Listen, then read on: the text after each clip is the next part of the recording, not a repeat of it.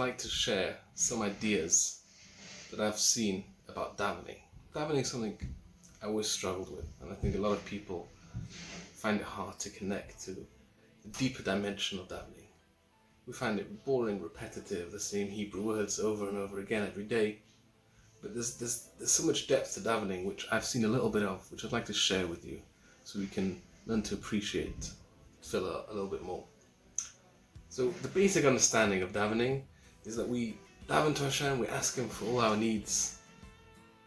But there's an obvious question. If Hashem is all giving and kind and powerful, and He decided that we shouldn't have this, who are we to get involved and tell Him what to do? How does it even change His mind? So the Sifrei Chassidus and the Kabbalah Sfarim as well give us a bit of a deeper understanding of Tefilla. Tefilla isn't asking. Bakosha is asking. Tefilla is connection. Tefilla is a lashon of connection. Now, how do we connect to Hashem?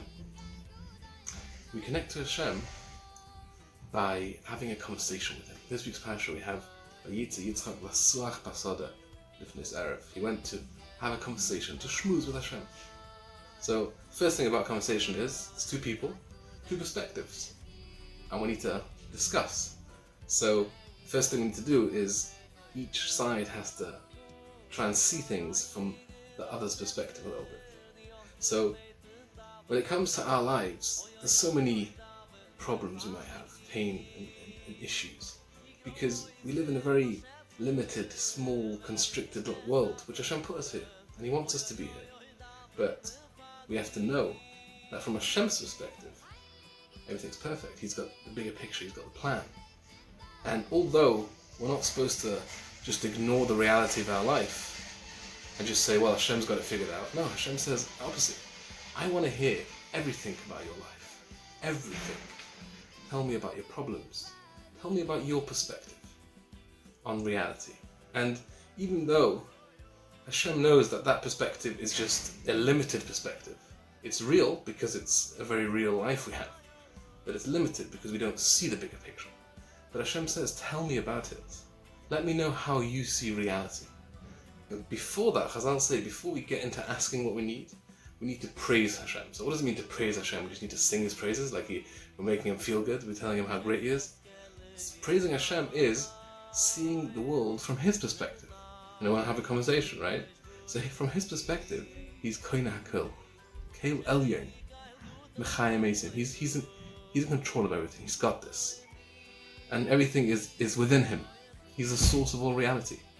So we start Shemoneh Esrei by acknowledging that really everything's perfect from His perspective. And now we can tell Hashem, well, my life sucks, and I've done mistakes, and I need your help, and I need health, and I need money, and all the things we need.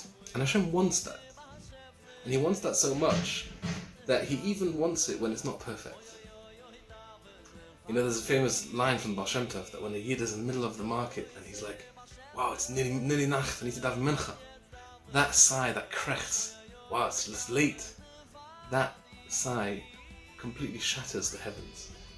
Because really what Hashem wants of us is to step out of our limited perspective for just a little bit every day and see ourselves and our lives from a higher perspective. We can raise everything in our lives to meet Hashem's perspective a little bit, and that will actually open up channels, because when we put our life up to Hashem's life a little bit, then Hashem can start giving us more shefa, because we've elevated our lives to ourselves. Like when we daven, we're having a conversation with Hashem, but we're also having a conversation with ourselves. Like we're deepening the understanding of our own lives by thinking about what do we really need, what do we really want, and then we realize how much we actually do have already.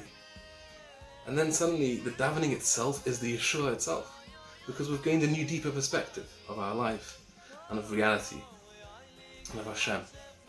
So he went out to the field.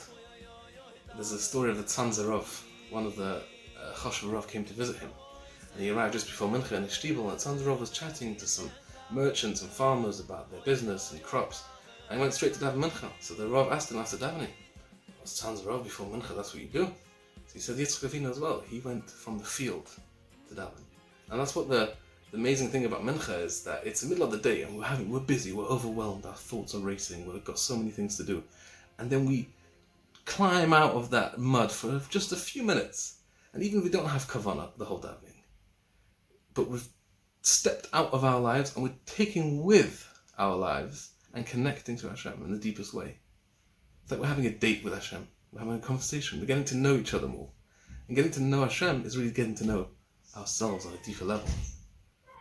So I think this can really give us a deeper understanding of tefillah being a relationship bonding experience, and really just, it's therapeutic for ourselves. We get to know ourselves better, we get to really redefine our lives, and actually also get yeshuas from Hashem. Of course, the davening helps and Hashem listens.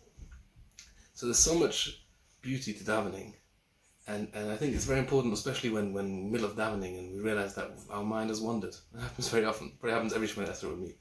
You know, we've thought we're having kavanah, suddenly, oops, what have I been thinking about? I have no idea. And then we think, oh, the point is to now start davening. Turn away from those thoughts and find Hashem now.